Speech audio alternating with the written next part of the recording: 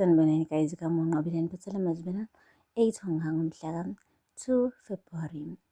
UMamFaith-ke guys ugcine isithembisile isithembiso sakhe sokuthi-ke aqhumbe phansi uNtanzi. Uqale nje ngokuthi ayele ejele kusanele yombikela ngalo lonke udaba lokuthi wenzani kuphinda uNtanzi. Ukuphinda-ke guys bengafuni uMamFaith ukuthi aboshwe, befuna nje ukuthi kube uNtanzi yedwa omane nje angene emlilweni ashe. Lapho-ke umane nje washo kahle ukuthi yeyi mengase angibone uNtanzi ngila ngikhuluma nawe inganginquma emini kabhamu. Umane wathi nje kusanele khululeka, akhona noyedwa owaziyo ukuthi ula nami. Wathi nje kodwa engingakutshela wona ukuthi kuzoba nzima ukuthi-ke uphinda angathola amachaphazelo ngoba siyazi sonke akekho msulwa naye, siyazi naye ukuthi izandla zakhe zinegazi. Umane nje wathi uMamFaith, yabona mekuwukuthi uphinda wami uzogcina naye ewa njengoNtanzi, ngcono simane siyeke yonke lento le. Wamncenga kuSanele wathi mama, ngoba usuyiqalile lento sisale sesiqhubeka, ngizozama ukuthi uphinda-ke noma kuthiwa-ke kuba khona-ke amachaphazelo awatholayo kodwa angabi nzima njengoNtanzi. Kodwa kumele siqhubeke nalokhu, uNtanzi uyingozi emphakathini, kumele ngampela simqumbe phansi. Hhayi-ke guys, umane nje uSanele-ke wa-organize-ke leli phoyisa ekuthiwa uSibiya, walitshela-ke yonke into ayitshelwe uMamFaith.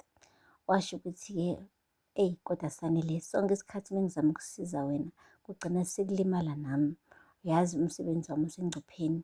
Hheyi, unesiqiniseko sayo yonke lento le? Wathi uSanele, uyithemba lami lokugcina Sibiya, kuzomele ungisize la ngisebenzise ngikwazi ukuthi nginqobe uNtanzi.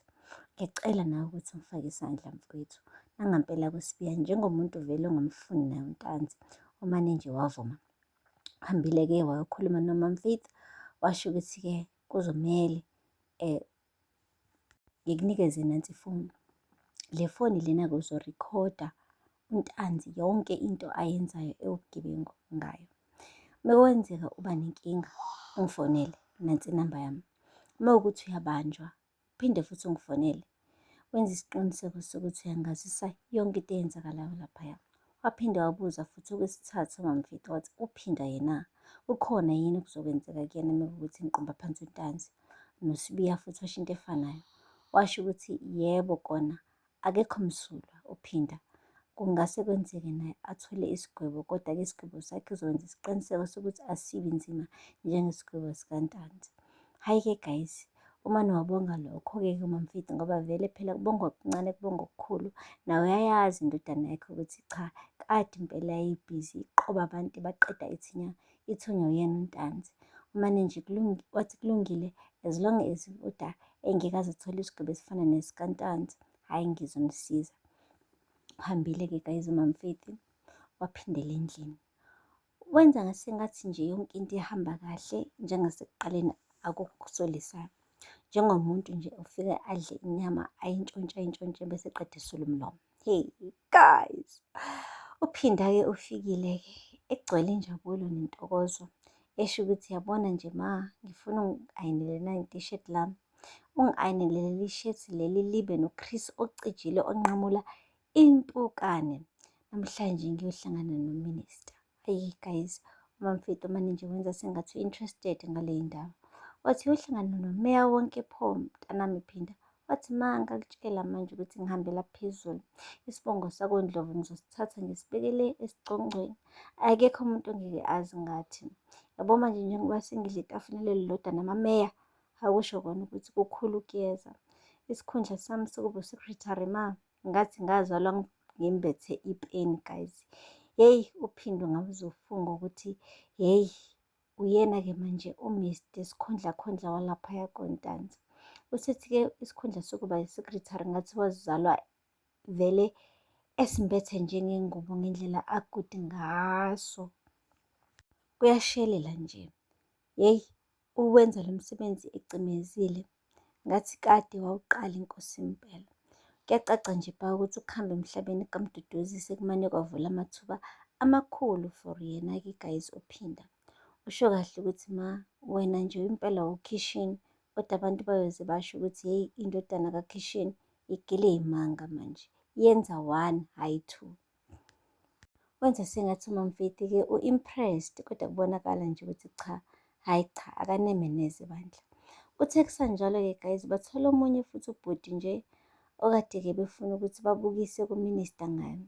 Ufike nje lo bhuti lona bandla, nkosi yami, exolisela esho ukuthi-ke yonke lento abam-accuse ngayo akayazi. Koda-ke ngoba siphethe uzama-ke guys, hawu ngisho noma thiwa unacala ujike uphenduke umuntu onecala ngoba umane abe loud athi, ye unamanga wena, vele ukwenzile lokho, yindaba wena usimpimpe, ukhuluma ngathi, ukhuluma ngesibongo sethu ontanzi, isibongo esikhulu kangaka. Hhayi-ke guys, uphelile ngey'mpama namanqindi lapho nophinda-ke zama phela ukuzibeka kule meya lena engasayishaya ingane yabantu, ibisibovu debhu ebusweni. Kuthe kusuka lapho-ke uMamFeti-ke wamane wathatha-ke le foni ekuthiwa akarekhode ngayo, wayifaka ku-video, wahamba-ke engathi uletha ijusi kanti unamanga ufuna ukuvidiyorayiza yonke into eyenzakalayo. Manje-ke okubuhlungu kunakho konke ukuthi ngesikhathi nje epressa urekhode, umuntu kade evela kakhulu eshaya lo muntu bekuyindodana yakhe uPhinda guys. Eyikhahlela ingane yabantu, nkosi yami, uPhinda esho ukuthi-ke kungani ikhuluma ngesibongo sakontanzi, ibampimpa ontanzi, ihudulela igama lontanzi odakeni. Yo guys, kuthe kusanjalo-ke seyilethile ijusi uMamFeti, kwaphoqa ukuthi athukuma kancane phela ukuze ifoni irekhode kahle.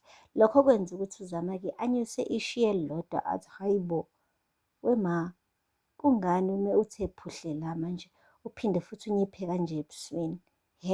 Yini enyantisayo la oyibonayo?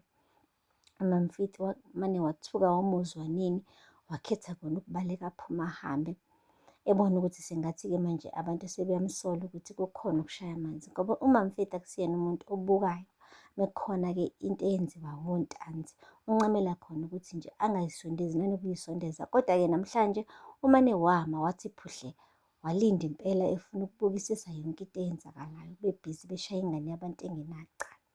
Hhayi-ke ngisho naye guys umeya uke wathi ukumsola-sola uMamFeti ukuthi khona impela aphezu kwako, ngisho eseyosithela ngomnyango, wathi ukumbuka ngehlo eligcwele iy'nsolo, okuchaza kona guys ukuthi uMamFeti kukhona kumsina kumjeqeza sengathi uyidonsela amanzi ngomsele maduzane nje uzolitheza nenkume, ngoba noma ubani guys ozama ukuqhatha ontanzi, ukuthi umndeni noma umngani womndeni, ayi abahlangene bona bamqumba phansi guys, bengashawa ngisho unembeza.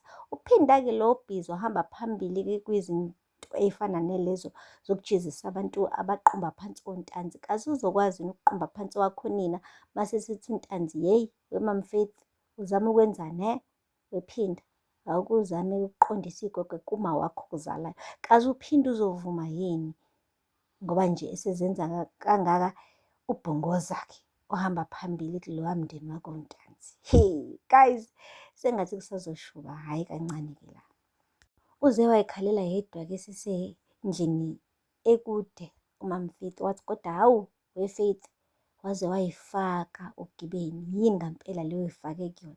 Esengazi-ke manje ukuthi enze njani ngoba sekukude emuva sekukude phambili, vele usevumile kosanele ukuthi uzomqamba phansi-ke untanzi, kodwa uthe sengenile-ke manje kulowo shuni, uyabona ukuthi hhayi akulula, ngoba impela hhayi nalo bhuti bebemshayela ukuba yimpimpi, naye uMamFeti uyabona ukuthi kusasa kuzobe kuyena guys.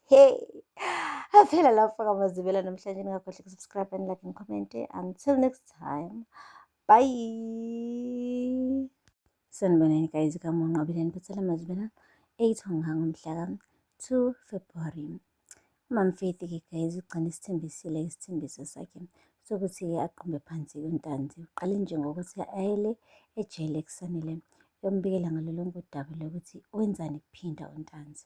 UPhinda-ke guys bengafuni uMamFeti ukuthi aboshwe